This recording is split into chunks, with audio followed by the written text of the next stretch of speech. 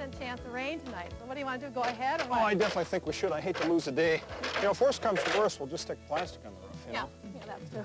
Hi, welcome to Home Time. I'm Suzanne Egley. And I'm Dean Johnson. In this videotape, we're going to show you how to re-roof a house, starting with tearing off the old shingles, getting everything ready, and then putting on the new shingles. Now, we're dealing with a re-roofing situation here, but almost all the techniques we're going to demonstrate will work when you're installing roofing on a new house, too. You're going to put that up by the deck, or? Yeah, I'll throw it up by the deck back here. Okay. Home Time is made possible by Chevy Truck. Who brings you? Chevy full-size pickups. Today's big pickups for professionals and do-it-yourselfers. Chevy S-Series pickups. Today's compact pickups that play as hard as they work. Chevy's Astro all-wheel drive. Today's mid-size van with standard four-wheel anti-lock brakes. Chevy Trucks. The most dependable, longest-lasting trucks on the road. The National Home Time PBS series is made possible by the Stanley Works. Since 1843, Stanley's been committed to building quality tools and other products to help you do things right.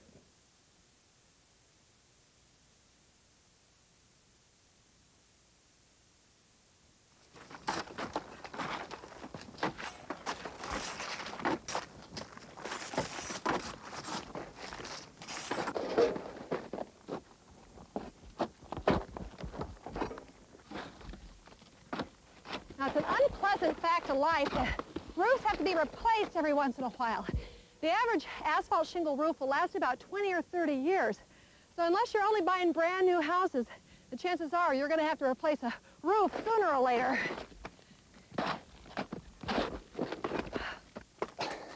And when you do, you'll probably find that sticking $3,000 or $4,000 into your roof is probably one of the least satisfying things you can do on your home.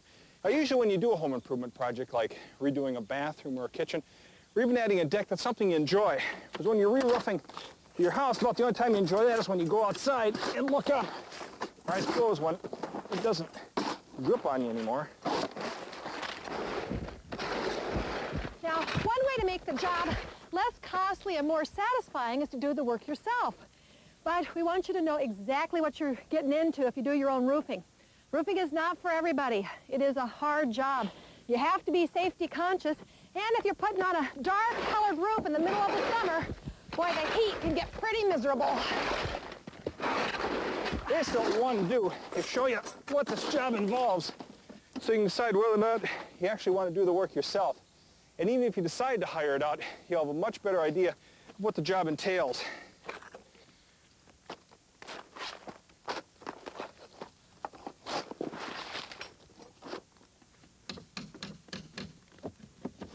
Tearing off an old roof, it's not a job that takes a lot of special skill.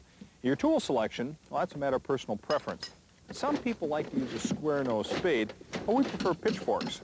Well, basically, you just try to get them under the shingle and pry them up.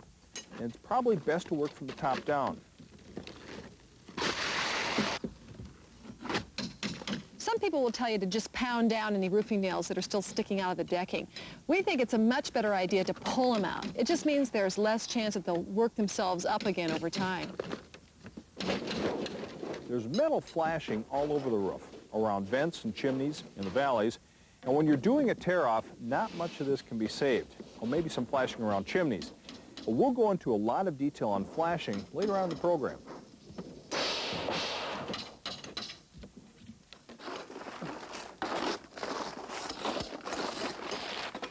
So you know it's starting to rain a little bit here. Yeah, I was noticing that. I guess we better quit. Yeah. Get our tarps up. Okay, well, let me get these tools out of here. Okay. Where are the tarps? Down the garage? Yeah, they are. I'm glad we got those.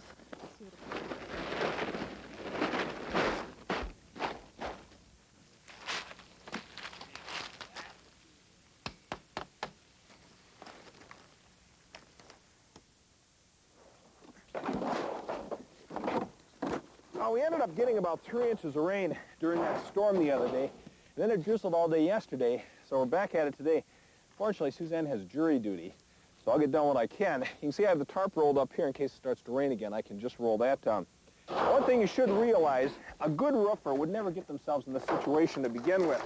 They would either delay the tear-off or only tear off as much as they could cover with building felt before it started to rain. A really good roofer should be able to tear off and cover a roof like this in a day. or at least the back of the roof. For us, it's probably going to take 3 days.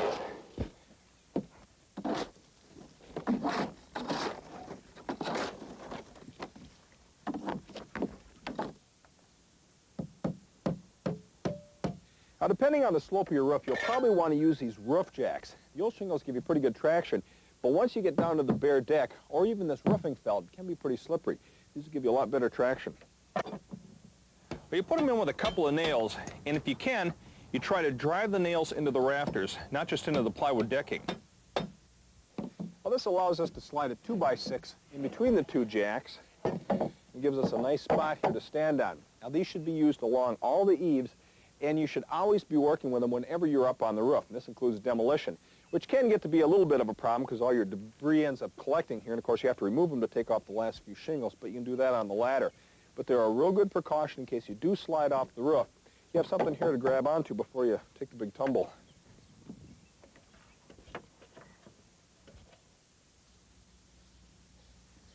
Well, besides making repairs to the roof sheathing, you also want to make any repairs to the wood along the eaves and rakes. In fact, here above the deck, we did have a piece of rotted fascia board. So, I've got this piece of finger-jointed redwood to replace it, and I'm priming it on the back before I put it up.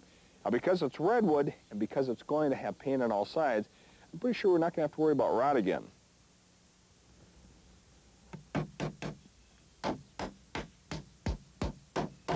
So, what have we got here? Well, we want this new fascia board to be exactly the right width.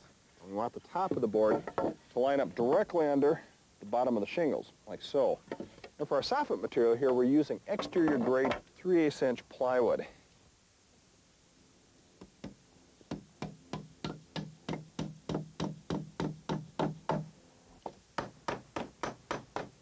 Hi there, how's it going? Oh, not too bad. I got the tear-off done. I got the soffit up here. What, they didn't need you? Well, as soon as they heard my sister and brother-in-law were lawyers, I was out of there. Oh, I suppose. Yeah. Well, I guess I can't see. I'm disappointed. Here, now that you're here, can you grab the other? Sure. Watch out, it's kind of tacky. Oh, yeah. It is. So, okay. I have to grab this board right here. Yeah, if you could just hold that end up there. Okay. Well, the fit down here looks all right. Okay, yeah.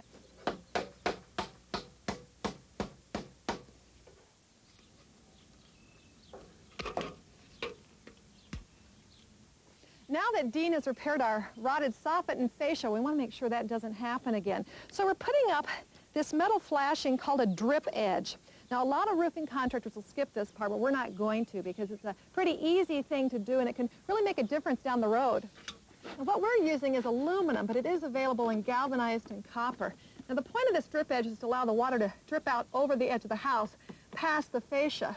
And you just push it right up against the edge of the fascia. It'll also help support that last little bit of shingle that hangs over the edge and keep that from drooping over time. And we'll support it using roofing nails about every 8 or 10 inches or so.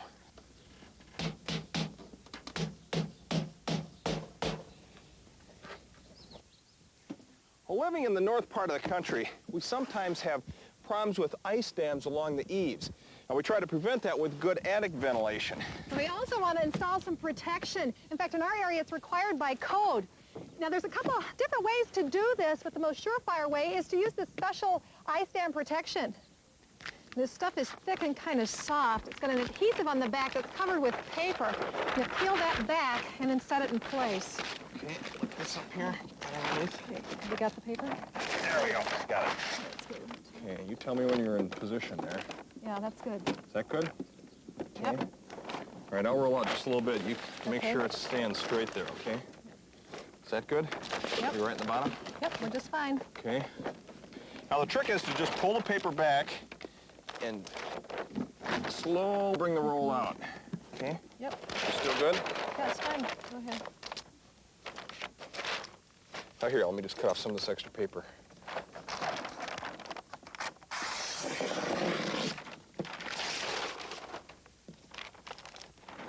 Now you want to make sure that this is flush against the drip edge and against the rake.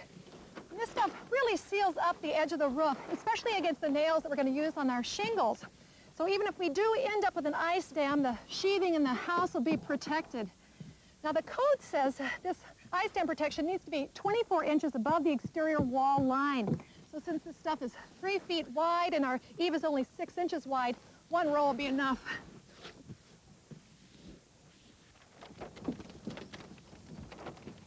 Well, you can also use this stuff as sort of an insurance policy on some of the trickier areas. We're using it here in the valleys where the two roofs meet. Now, this isn't required by code like it is along the eaves. Yeah, this is just a precaution. This material is not cheap. A 33-foot roll of this costs about $40, so it's not something you want to go crazy with. So if you're doing the job yourself, you want to spend a little extra on insurance now instead of spending a lot later on roof repairs. Okay, all right, let me get my 6-inch overlap here. Is that good? Get that all lined up.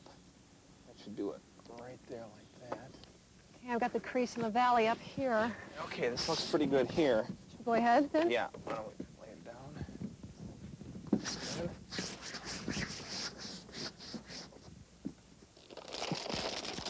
Okay, got that? Now we're also applying this on this lower pitched area of the roof right in here. This ends up usually accumulating a lot of snow and ice from the runoff from these two roofs. Again, it's just to be extra careful. In fact, we talked to a roofing contractor, and he said if he was going to do this section of the roof, he wouldn't use shingles. He'd use a rubber membrane roof. Well, that's not exactly a do-it-yourself project, so we think what we're doing will work out just fine. Well, you like some overlap wherever two pieces of this ice barrier meet. About 6 inches of overlap on the horizontal and on the vertical seams.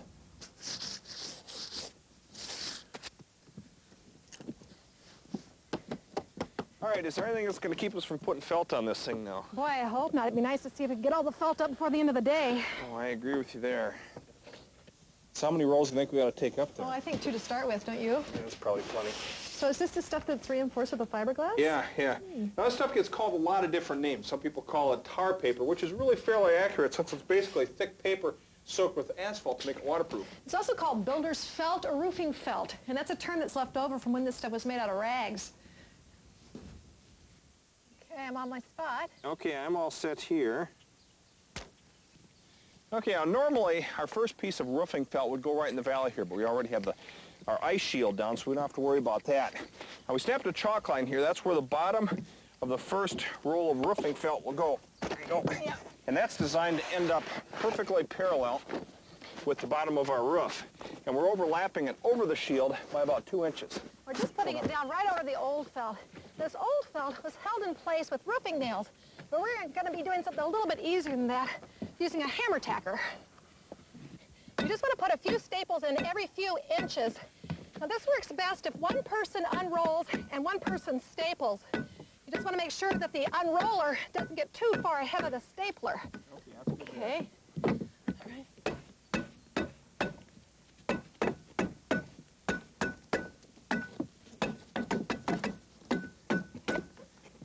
And whenever you run into a valley, we just do a rough cut, and then we go back and trim the tar paper so it lands right in the middle of the valley.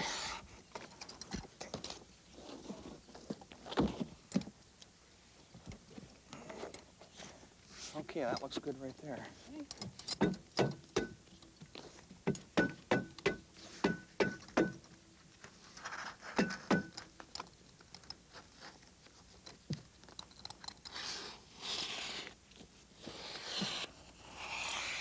If we didn't have an ice barrier under here, we'd leave the felt running a couple of feet long. Okay. Now you start the next row up over at the rake. It overlaps by 2 inches. There's a little mark there to keep it in line. Is that okay? That's good. Go ahead. Okay, how's that? Pretty good right there.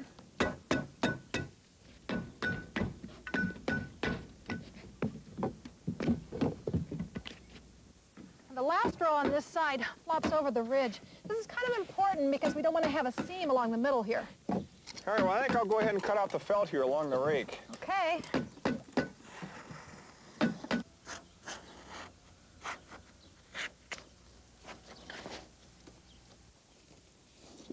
See, why don't you show me that chalk so I can mark this vent before we fall through it? Okay, there you go. Thanks.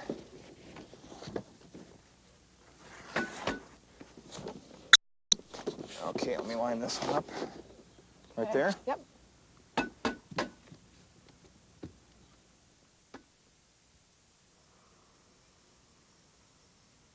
When you install your ice and water barrier, let it run a little long and then trim off the excess. You want it flush with the rake and the drip edge. I guess we can get up some roof jacks and install some more felt, huh? Yeah. Okay. And when you're changing locations on the roof, you got to keep moving your ladders and your safety equipment. So you tend to get more than one step done in one area before you move on.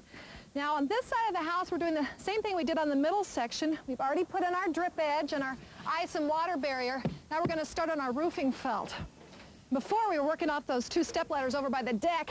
Now we've got these ladder jacks hooked into our extension ladders with this special plank across them. It gives us a nice platform to work from. Those ladder jacks you can get at a rental store. Heads up, Dean. All right. Now, a few things about ladders. I mean, a lot of this is common sense, but I'm going to go through it anyway. Always keep a ladder on a solid level surface. Even if you have to dig underneath one of these feet to keep it level, you should do it. Another thing, if the ladder is fully extended, let's say 20 feet, the distance between the house and the ladder should be a quarter of that distance. So let's say it's up 20 feet. This should be a 5-foot distance. Always face the ladder when you go up. Keep one hand on the ladder at all times and never carry anything that's too heavy that might make you lose your balance.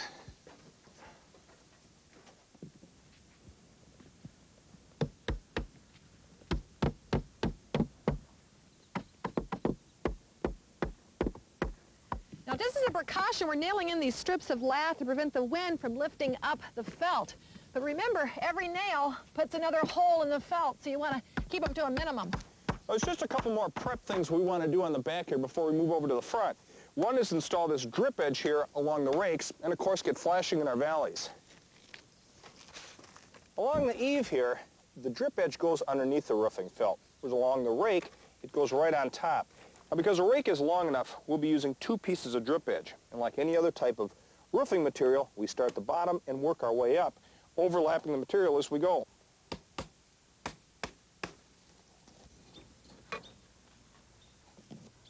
Now we add our second piece on. We overlap it a couple inches, like that, and then nail it in.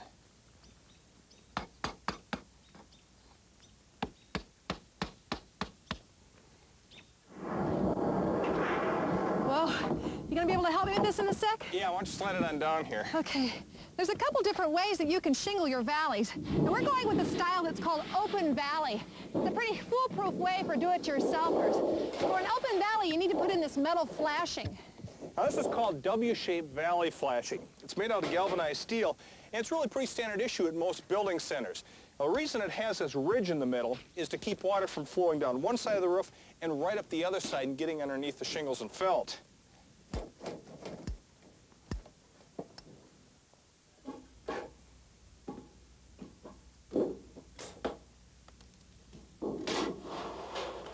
Set that in place. Looks pretty good. How's it looking up there? It's fine. Okay. Well, I cut the bottom here so it matches the edge of the roof. I can go ahead and start nailing it down. The nails go in a little bit from the edge, and we'll put them about every foot or so.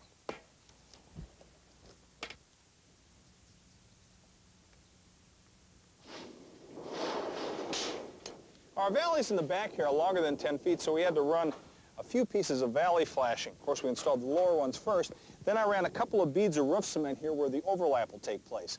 And one thing I got to tell you, this roof cement is some real gooey stuff. But all you have to do is look at it. It's all over your hands and pants and stuff. So it's a good idea to work with it in these little caulking tubes here. You all set there? Yeah, grab that for you if you can. Take the top. Yeah. All right, Suzanne, right there. Okay.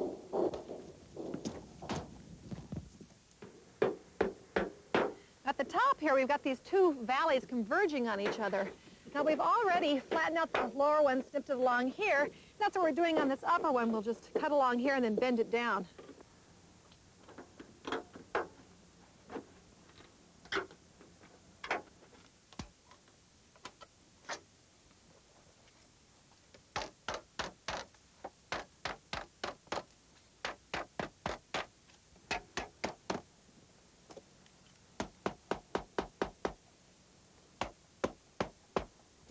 Well, this isn't real pretty, but it definitely will get the job done. And remember, most of this area here will be covered with shingles.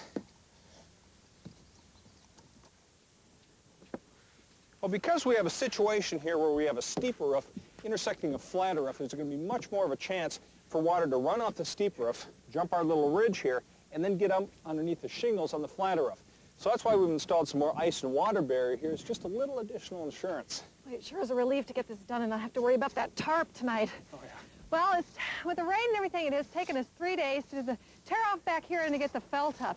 Do you think it's going to be okay to leave this alone for a couple of days while we work on the front? Well, I think so. It'd be nice to get the whole tear off done and then start shingling. Oh, yeah.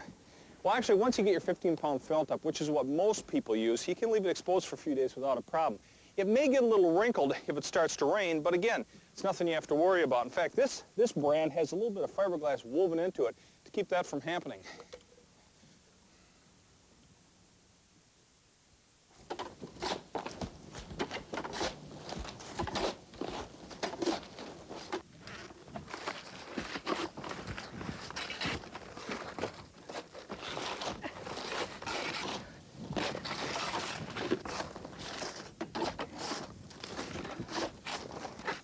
Well, we're back in the tear-off mode again. Actually, this is the last section of the roof we'll be tearing off. We'll leave the shingles on top of the garage. Since there's only one layer of shingles, we'll put the new shingles on top of the old. But over here, there's 2 layers of shingles, which is maxed by code, so these got to come off. But even if there was only one layer, I think we'd do a tear off anyway because these shingles have just deteriorated beyond the point where they would make a good base for a shingle over.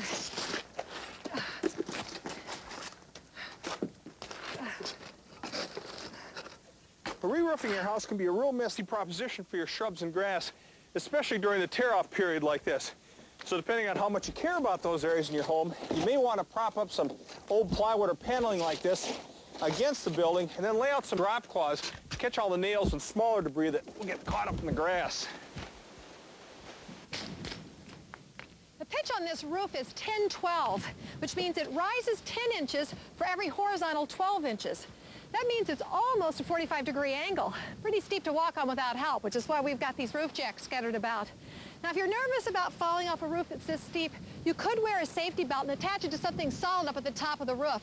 In fact, that's an OSHA regulation for professional roofers. When they're working on a roof where the eave is more than 16 feet off the ground, they have to wear a safety belt or else put a platform around the edge of the house to land on if they fall. Well, another thing about doing a tear-off, you have to figure out what to do with all the debris. Now, one good option is to rent a dumpster, park that out in front, and load everything in there. We thought about doing that. Fortunately, our driveway here is real thin. The road isn't much wider, so we really didn't have a good spot to park it. So we thought it'd be just a lot easier to haul it away ourselves. This roofing material does get to be fairly heavy, so make sure you don't overload your vehicle. We'll probably end up doing about 5 or 6 trips.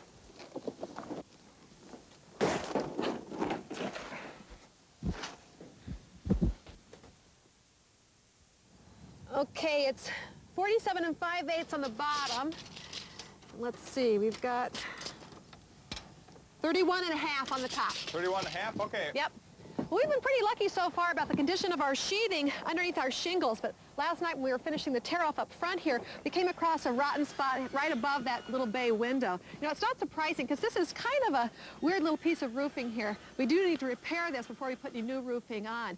So we've torn out this spot. We're just going to patch it with 3/4-inch plywood. Okay, you got it there? Here you go. Try this out.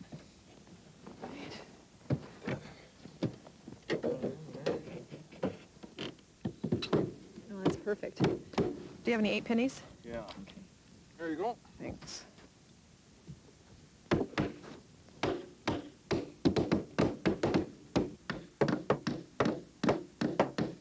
When we'd hired this out, it would have cost some extra money. Oh, yeah, we saved a few bucks on that one. Yeah.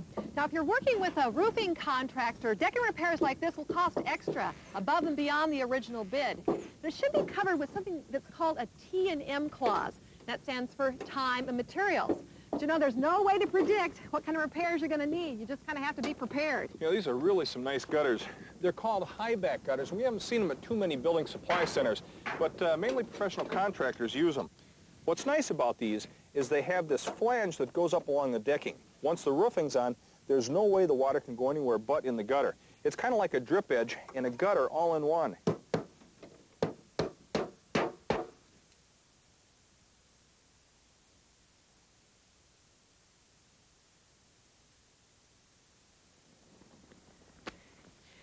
Well, our shingles have been here for a while. In fact, they were delivered the first day we started the tear-off. Well, what we've been showing you on the roof so far is real common to most roofs. But here's where things start changing a little bit, depending on the type of roofing material you're using. We're going to go with one of the most common types of roofing materials available, 3-tab asphalt shingles. So next thing on the docket, installation techniques. Our roof is 24 squares, which means that the surface area is 2,400 square feet. And whenever you're doing roofing, you always want to talk in terms of squares. And 1 square is 100 square feet. So contractors figure out their bids in terms of square, and materials are sold that way too. So for instance, 1 roll of the ice barrier covers 1 square, a roll of that 15-pound felt will cover 4 squares, and 3 bundles of the shingles cover approximately 100 square feet, or 1 square. Well, there are a couple of different ways to figure out how much roofing material you'll actually need. Probably one of the simplest and most straightforward is to get up and measure everything. Well, for instance, measure the rake and measure the eave, multiply those together, and then add all those up for your total square footage. Of course, the multiplying and adding up is the easy part of that process. The hard part is actually getting up there and doing the measuring. And then every now and again, you'll run into some fairly odd-shaped areas like we have in the back. Then it gets a little bit more complicated.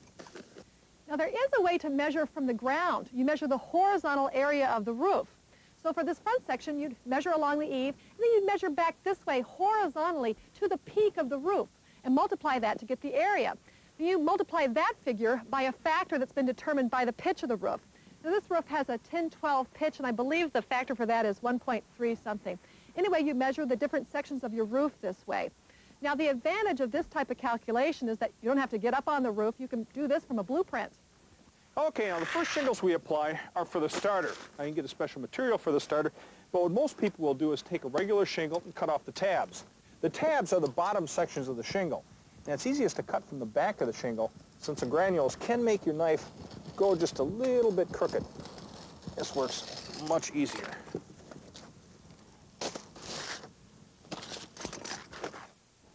Okay, I'm on the mark here. Okay. And I got it there. Okay. All right? Yep. One thing that makes a roofing job look nice is if all the rows of shingles are straight and square. Now, a professional roofing contractor will probably only need 1 or 2 snapped lines in order to stay on track, but for do-it-yourselfers, it doesn't hurt to put in a few more. Our bottom horizontal line running right along here is for the top of our starter course. And whenever possible, you want to start on a gable end. And you always want to start at the bottom. Yeah, if I can have the square there, thanks. Now the first thing we do is cut a little bit off the starter course here so the joint in the starter course doesn't line up with the joint in the first full course of shingles. We've decided to run the shingles 1/4 inch past the rake and 3/8 inch past the eave. It should do it once it's positioned. We nail it in place.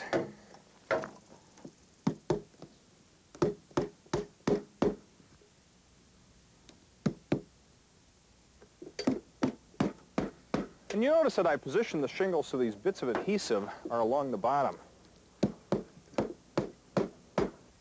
After you've got the shorter piece in, you begin with the full-width starter shingles. Now the purpose of the starter strip is so that there's a double layer of shingles over the entire roof, including along the eave here. Okay, we'll just continue with this starter strip until we get to that funny little roof part over the bay window.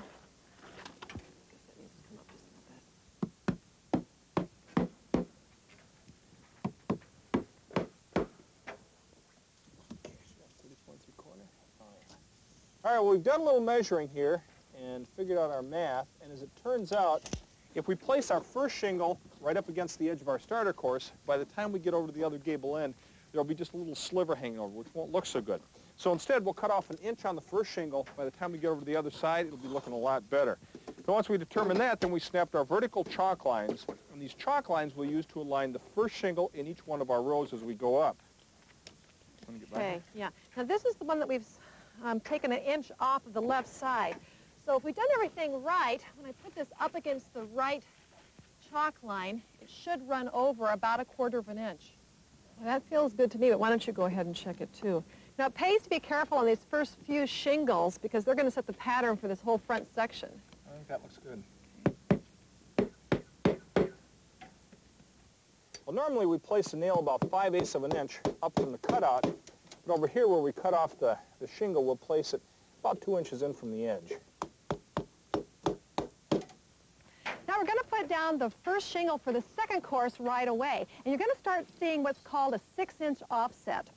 Now basically you have to stagger your shingles because you don't want the cutouts to be lined up right over each other row after row. Since the cutouts are 12 inches wide, if you offset them by 6 inches, then the cutout above will land right in between the two cutouts on the row below it.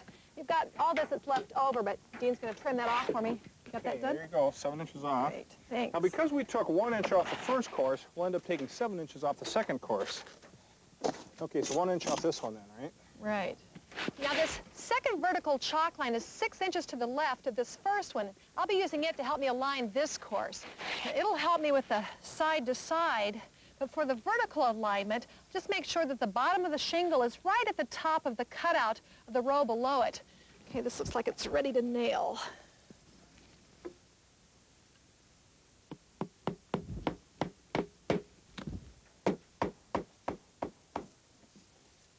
Here's the next one.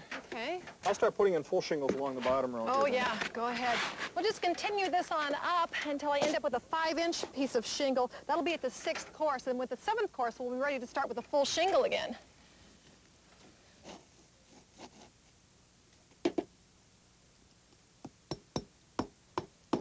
A couple things about nails. Roofing nails are all galvanized so they don't rust. And they're usually about an inch long. The one on the edges here going about an inch. And then all the nails go directly underneath this adhesive strip. The adhesive is here to glue down the tabs. What will happen over the next few days is the adhesive here will get a little tacky as the shingles warm up. And then over time it will bond with the tabs here so they won't lift up during the storm. I'm using a roofing hatchet instead of a regular hammer. Now for asphalt shingles you can use a regular hammer, but a roofing hatchet does have some real advantages. Well, for instance, it has this little nut that can be placed in one of these holes here to measure the distance between the rows. And the head is slightly convex, so it sinks the nail just a little bit below the surface. Now that we're up to the 4th course, the first shingle's getting kind of skimpy. This one's 17 inches, so when you try and position it, it's just a little short. So what I'm going to do is put in the first full shingle that goes right next to it. It's easy to position that one using the row before, and then this little piece will go right in. You pretty well have the pattern laid out there, right? Yeah, it's going good. Mike, I'll grab the compressor and nail it, then we can really start moving. All right? Okay, and I'll just start these next 2 courses. Okay, all right.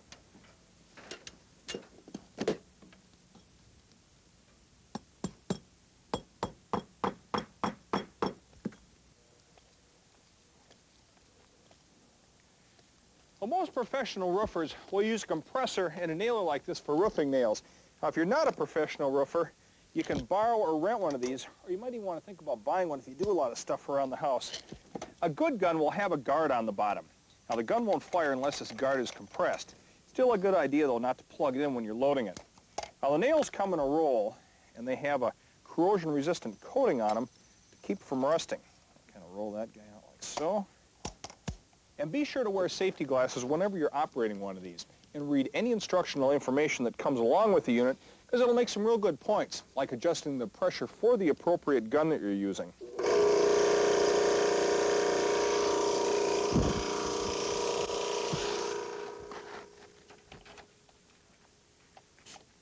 There you go. Okay? Yep. I'll hold this side down here.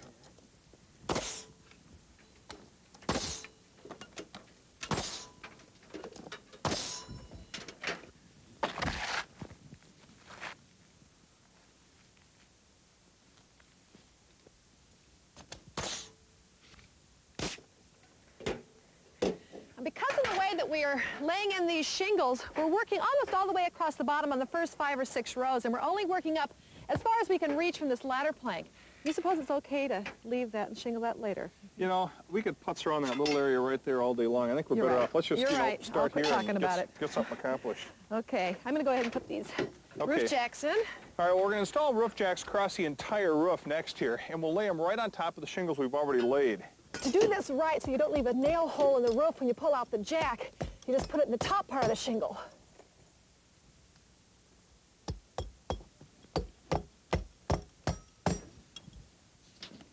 Okay, I've got it there.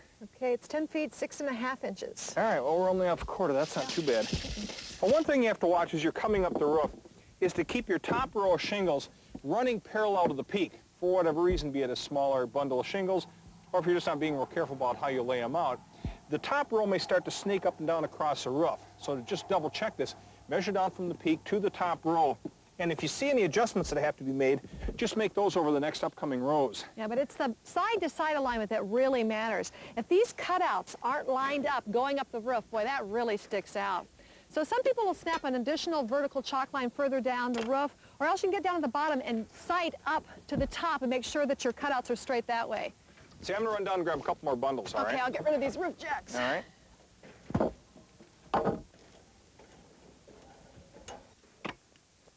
Well, a bundle of these shingles weighs about 70 or 80 pounds, so it's a lot of work carrying them up and down. If you arrange it ahead of time, you possibly can have these delivered to the top of the roof with a crane. Otherwise, like us, you'll end up carrying them up yourself. Boy, aren't you getting tired doing that? Oh, a little bit. Well, I don't think we should push it. We don't want to start getting overtired and then get sloppy. Maybe we should just do a couple more courses and then call it quits for the day. Okay, I guess I'd be up for that. Yeah.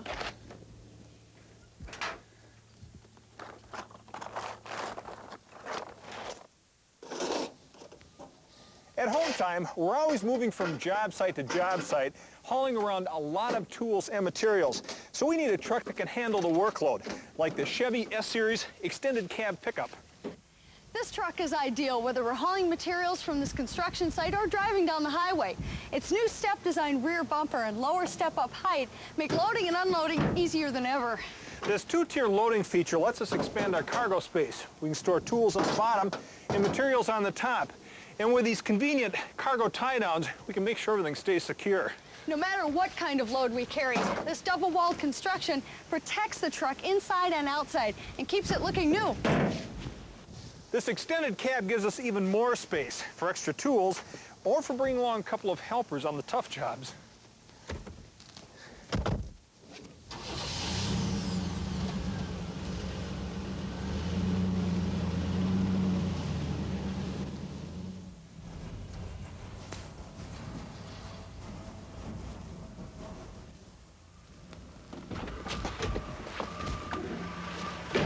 This Chevy full-size pickup 4x4 is another one of our favorites for do-it-yourself jobs. This truck comes standard with a 4.3-liter V6 engine to give us enough torque and towing capacity to clear a couple of trees from this new home site. Okay, back up a couple of more feet. Also standard are its rear-wheel anti-lock brakes that give you controlled, smooth stopping. That's the kind of security you should demand from any braking system, and Chevy's got it. Even with all the work we put this truck through, it still looks like new. The double-walled cargo box keeps any wear on the inside from showing through on the outside. And all of Chevy's fleet-side pickup trucks give us the option of two-tier loading. So we have the option of using the box as is or creating a second loading level. Okay, that's good. Whether we're carrying passengers, hauling cargo, or pulling a trailer, this all-wheel drive Chevy Astro passenger van is the perfect vehicle. With its combination of all-wheel drive and four-wheel anti-lock brakes, this van gives us the control we need, even in the worst weather. In fact, the Chevy Astro van has the largest towing capacity of any van in its class, and its versatility makes sense for every do-it-yourselfer. The spacious cargo area is ideal for hauling these shrubs or any other material. And with these available Dutch doors, loading is even more convenient. No matter what size of your project, you'll get the job done with a Chevy truck. They've been a big part of every home time project, and it's easy for us to see why the most dependable, longest-lasting trucks are Chevy trucks.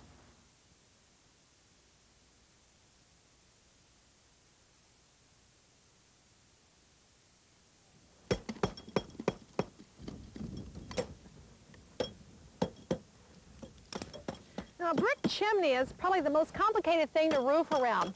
And what makes it so tough is that you have to allow for the fact that the chimney may move slightly in relationship to the roof. And even a slight movement can lead to a gap in the roofing, which in turn can lead to a leak. So a good chimney will have two types of flashing. There's the base flashing that goes directly on the roof, and then the counter or cap flashing that gets attached to the chimney that overlaps the base flashing. Well, the advantage of overlapping flashing is that it gives a joint a little bit of flexibility. If the house moves in relation to the chimney, it doesn't crack the joint. Instead, the two types of flashing shift independently of each other. We're pretty lucky here that our old flashing's in pretty good shape, so we're able to leave some of it and reuse it. And what we want to do is bring our shingles up to the chimney on the bottom and up on the sides, overlap them with the flashing, making sure that whichever one is farther up is the one that's on top. So like this last full row of shingles under the chimney goes under that first piece of flashing, and this next little piece of shingle goes over the first piece of flashing and under the next piece. Okay, there.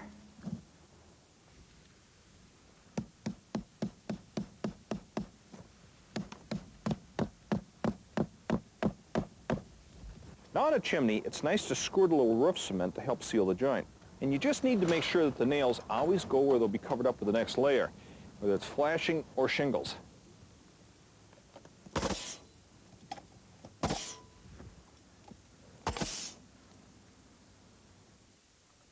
Now on the roof above the chimney, you usually like to put in a saddle, or it's sometimes called a cricket. Now a saddle is just a little piece of roof that deflects the water down on either side of the chimney so it doesn't pool up here behind. Now on this particular chimney, there's not a whole lot of roof here, so we're not going to get a big water problem. So we're just putting in this little piece of customized sheet metal, which will fit right around the top.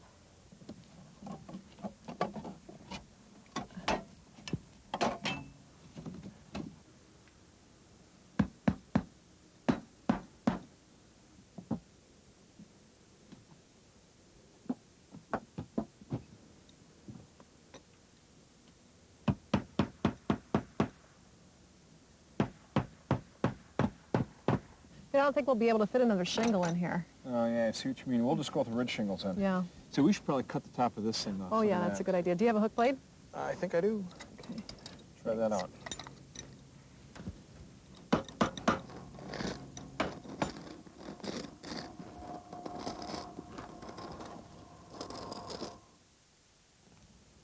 You on the mark down there? Yep.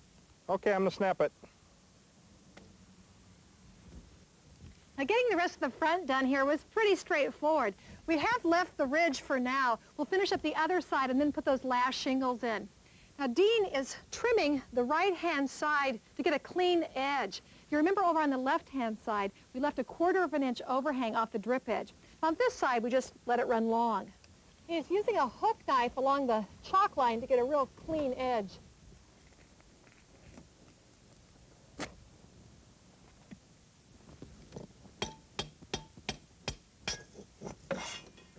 With everything done here in front, we're taking out the rest of our roof jacks.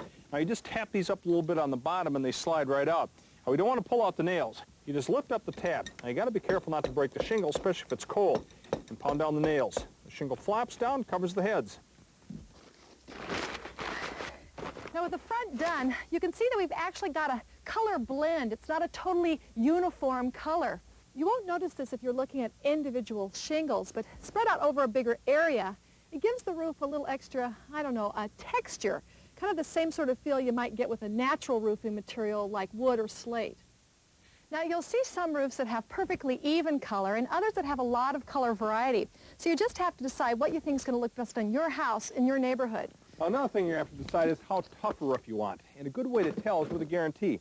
Shingles will have guarantees of 20, 25, and 30 years. And of course this has to do with how thick the shingle is, and of course how much it costs. At most home center and hardware stores, you'll typically find a 20 to 25-year guarantee shingle. Now the shingles we have here are 30-year guarantee, but they're typically a contractor item, although home centers can special order them. Now one other thing to remember here is that a lighter shingle will last longer than a darker shingle, even with the same guarantee. Another thing, don't be confused by the terms asphalt and fiberglass. All shingles are made up of 3 basic parts. They have asphalt for waterproofing, granules on the surface for color and protection, and a base layer of either organic or fiberglass. Now, really, the fiberglass shingles have replaced the organic ones in most of the country. Well, it's taken us a couple days to get the front done here. Back's a little bit more complicated. So we figure at least a couple more days back Yeah, here, I think so.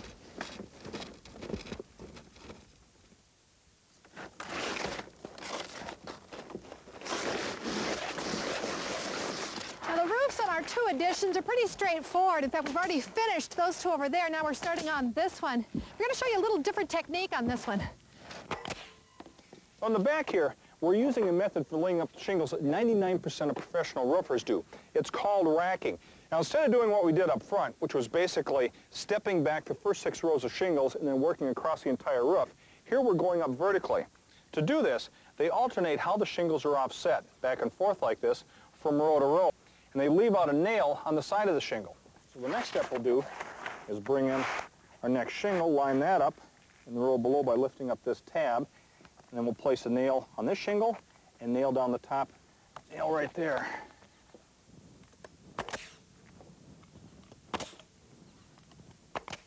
The advantage of doing it this way is that you're moving side to side a lot less, so you don't have to put the planks and the jacks all the way across the roof. Well, the disadvantage is you can sometimes see this pattern in the roof. Sometimes the joint between the shingles creates a cutout that's a tiny bit different from the rest of the cutouts. And when these are lined up directly above each other, row after row, it can really stand out. The way we did it up front, the joints were staggered much further apart. Now, another disadvantage is that you can get a slight variation in color from bundle to bundle, in which case you'd have these large streaks of color coming up the roof in bands. Another thing is there might be a chance that you forget the nails that you have to leave out. Now, over on this side, we've already brought the sides up to the ridge. We're ready for the ridge shingles. Now, you can buy special shingles made for a ridge, but nobody does that. You can just cut them out of regular shingles. You cut from the cutout to the top of the shingle, and you taper it so that the top is a little narrower than the bottom.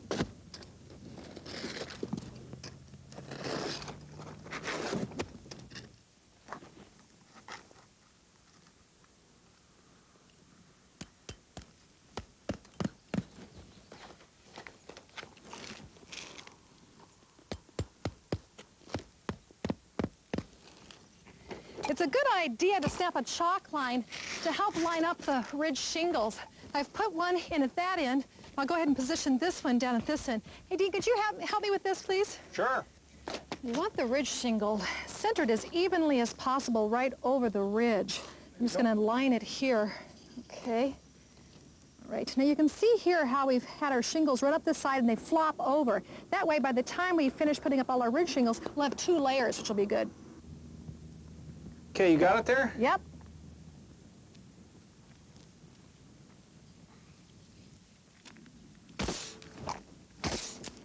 The way you position these ridge shingles is to line one side up with the chalk line. Then to get your 5-inch exposure, take the next shingle and place it right where that tapered section begins, where your cutout would have been. But put your nail just below the adhesive strip. Oh, you do need to use a longer nail because you're going through just a little bit more roofing. Well, we left the last couple shingles off our ridge here so that we can weave those into the shingles coming up on the main roof once we go about roofing this. Well, the next thing we want to do is cut off the excess here in the valley. We'll measure over 2 inches from the center of the valley for a total gap up here on the top of 4 inches. You want the gap to get wider as you move down the valley. It should get 1/8 of an inch wider for every foot that the valley is long. That makes our gap down here 7 inches wider, 3.5 inches on either side of the center of the valley. Thanks. The hotter the shingles get, the tougher it is to cut them. They're getting pretty warm today. It makes them a little bit softer. Actually, they're a lot easier to cut if they're cooler and stiffer and aren't all stuck together.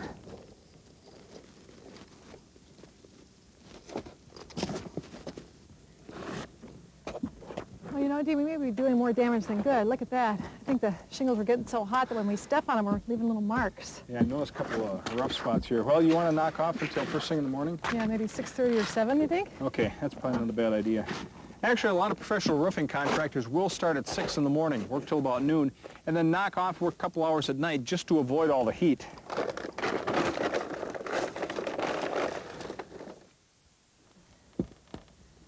Okay, it's on the nail. All right.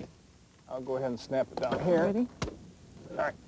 Pull it off there. Yeah, there you go. Thanks. Now that we're ready for the main part of the roof here, we've got kind of a tricky situation. The lower part of the main roof begins in 3 different sections. This part over here, and then this flatter section here, and then the part that's over by the chimney. Now, if we began shingling at the bottom of each one of these sections, when they got up here to the common area, they wouldn't line up right. So what we've done is started over on one side, worked up, then over, Then we've snapped some chalk lines, and we're going to do some measuring on this section so that we can start from the bottom and have it line up right here. Now these two lines are going to give us the side-to-side alignment for the cutouts. We just square off of the bottom of this shingle and make sure our lines are 6 inches apart. Now we have to determine where to start our first row. Now because our shingles have an exposure of 5 inches, if we measure down from the row up there and pick a number that's divisible by 5, like 160 right here, we know we can go from this point and end up with a 5-inch exposure with the row of shingles right underneath our last row we laid up there. Okay, I'm all set. If you can grab me a shingle and a framing square there. Okay. So what'd you come up with? 160 inches. Okay, let's see. That means you should line it up on the right, left. Be on the left-hand side. Left, right. What I was just figuring is which one of the two chalk lines we should line the cutout of our first row up with. Now, I already know that the bottom row that's already in up there, the cutout lines up on the left-hand side. So 5 inches down will be on the right, and then 10 inches on the left, 15 on the right, 10 inches on, or 20 inches on the left, and so on until you get to 160. Okay, this is all set. If you want to throw a couple nails in, I'll hold it here for you.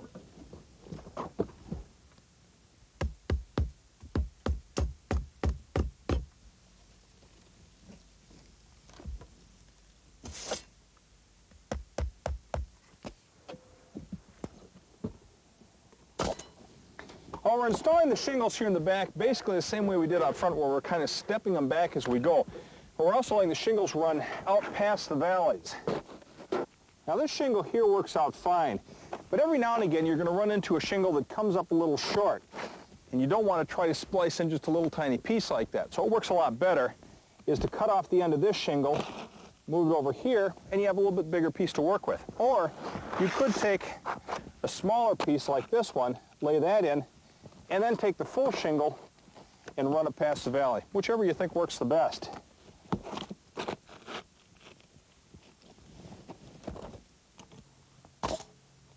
Now you're probably going to have some plumbing vents that are sticking out of your roof like this one, and there's some special steps you need to take to shingle around these. Now first of all, I've run these shingles up as close as I can to the pipe, even cutting some to fit around it. Then I put this metal boot right over the pipe.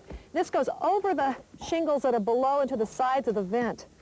Okay, then we just nail this in around the edges.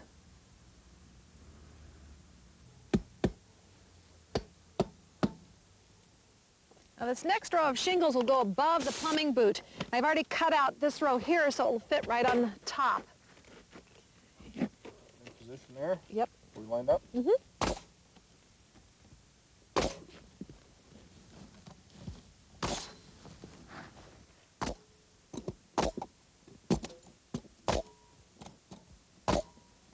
Now these boots come sized in various standard vent sizes. It has a little top here that slides right over the base.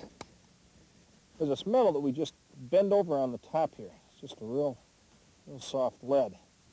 And we have a clamp over here on the side. We tighten down, just hold everything good and tight. Now anytime you've got exposed nails, you should cover those with a little dab of exterior caulk.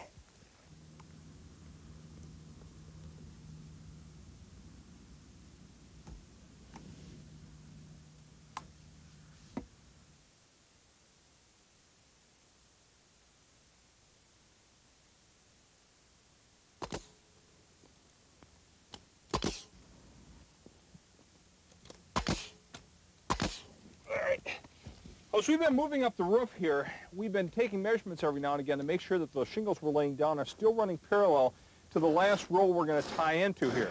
We've also been checking to make sure that we're maintaining an average 5-inch exposure. And to be perfectly honest with you, we have had to make a few minor adjustments. Now that we're up to the area where we've already shingled, we're doing something that's called back shingling. And what that means is that you put new shingles underneath the ones that are already installed. When you back shingle, you have to put the nails on the top part of the upper shingle. That's so that you can slip the new shingle underneath. Okay, there we go. Yeah. Right like that. Yeah, then you nail in the new shingle first.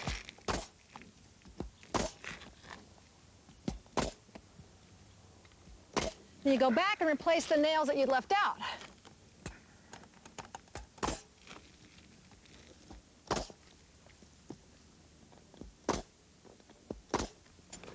Now, back shingling like this isn't exactly the ideal way to go. It's always best to work from the bottom up, but sometimes it is necessary.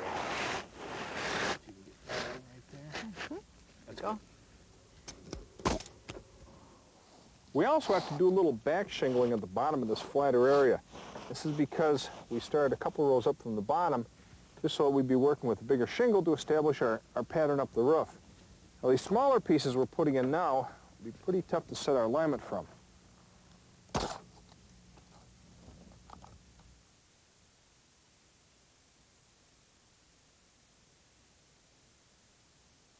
Here you go. Okay, thanks. Well, there's a few vents here along the ridge to help move cool air up underneath the shingles. Now, we'll use the holes here that are in place. We'll put on some new vents. So what I've done is run shingles up underneath the hole and up along the sides, and I'll set the vent right on top of these shingles.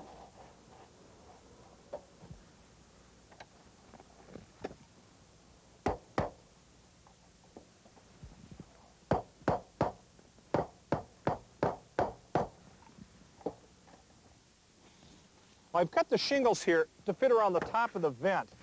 Now, many times you'll see the shingles just barely covering the edge of the flange here, but we like sticking them way underneath here, as you can see.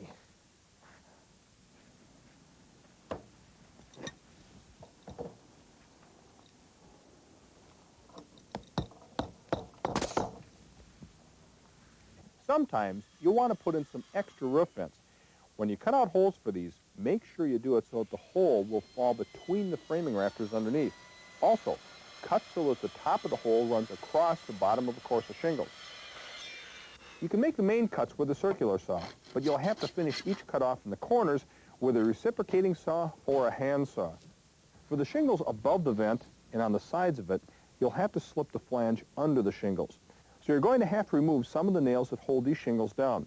To do this, lift up the shingles and slip a pry bar underneath.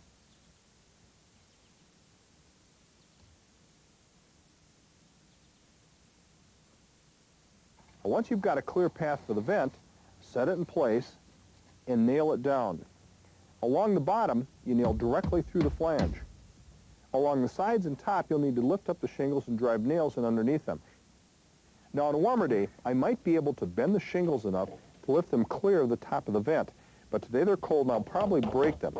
So I'm going to have to cut the shingles a little to be able to lift them and nail underneath.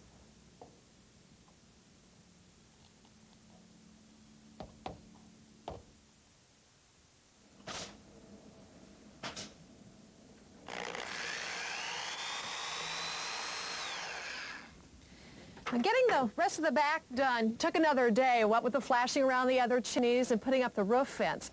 Now, we've got one last detail we're working on right now. Now, putting up roof vents is all very good for letting hot air escape from under the roof, but you also want to let cool air in. And the best way to do this is with soffit vents. I'm putting in these small rectangular vents. And here's the outline of the area I need to cut out. And I've got this starter hole here that allow me to do it with a jigsaw.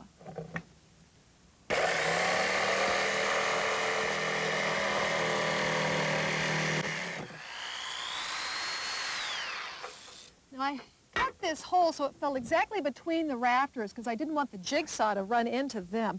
Now, I've pre-drilled so I can just screw the vent in place.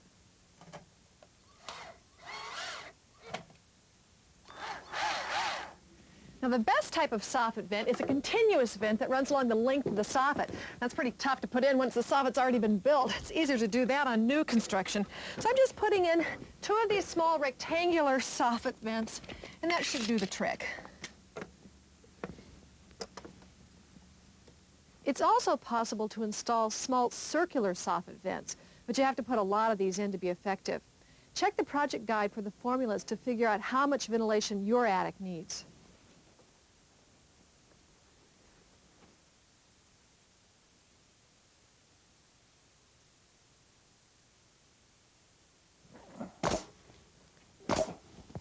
Over the breezeway and garage here, we just have 1 layer of shingles. So rather than tearing these up, instead we'll just re-shingle right over the top of them. And by doing this, we're able to skip a couple of preparation steps. We don't have to lay down any roofing felt, and we can skip the ice and water barrier.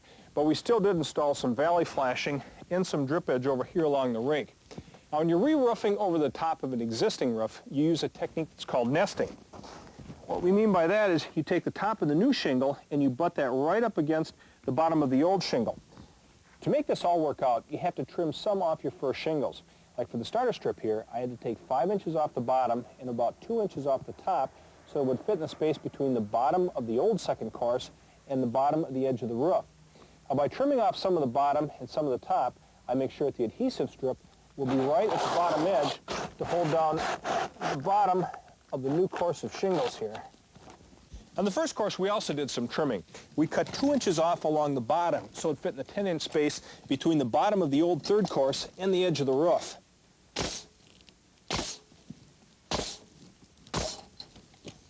The second new course is a first row you don't have to trim. For this shingle over, we use longer nails, 1.25 inches or 1.5 inches, to make sure we get through both layers of shingles and into the wood sheathing. We can see that by using this technique, you always have a nice flat area to lay down your shingles on top of. Otherwise, you'd see little ridges underneath, and that's called telegraphing. Of course, this only works with shingles the exact same size and exposure of the existing shingles on the roof. That's looking good. So that first course is the only one that doesn't have a 5-inch exposure? Yeah, it's only about 3 inches, but you'll never see that from the ground anyway. You're just going to go with the 2 chalk lines, huh? Well, I'm using these little slits, too, for doing some of the alignment. Sure. And most 3-tab shingles will have slits that land right in the middle of each tab. You can use this to position one course exactly 6 inches to the side of the row underneath it. You just lift up one side of the notch and slide the new shingle right against the side of it. Now this way, this shingle should be exactly 6 inches to the left of this shingle. In fact, this is the way most professional roofers will do it, rather than snapping a bunch of vertical chalk lines.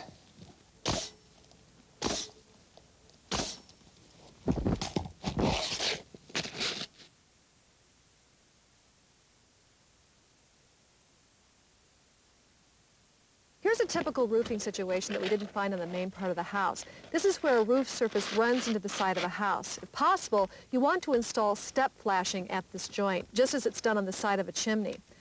On this house, the existing step flashing under the old roof can be reused. The shingles and flashing alternate layers with a piece of flashing directly underneath the lower end of every shingle.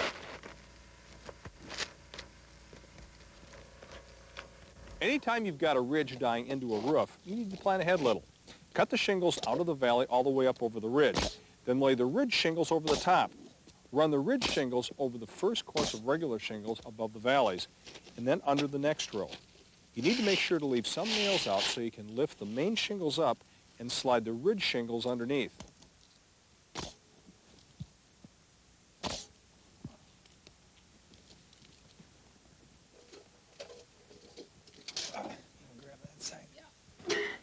So what was the rate on this compressor? Well, for the compressor, a couple hoses and a couple nailers, it's $38 a day. I think it's $150 for the week. We only had them for 6 days, right? Right. Well, a week's worth of tear-off and prep, a week's worth of shingling, that's a lot of work. Yeah, but we probably saved 40 to 50% off the cost of having a contractor do it. Now, every roofing project is going to be different, so you want to be sure and research yours thoroughly. Check out your local building codes and follow all the manufacturer's directions. When you're working on a project like this, think a lot about safety. And check out the project guide that was included with this tape for some helpful hints. For Home Time, I'm Dean Johnson. And I'm Suzanne Egley. Thanks for watching.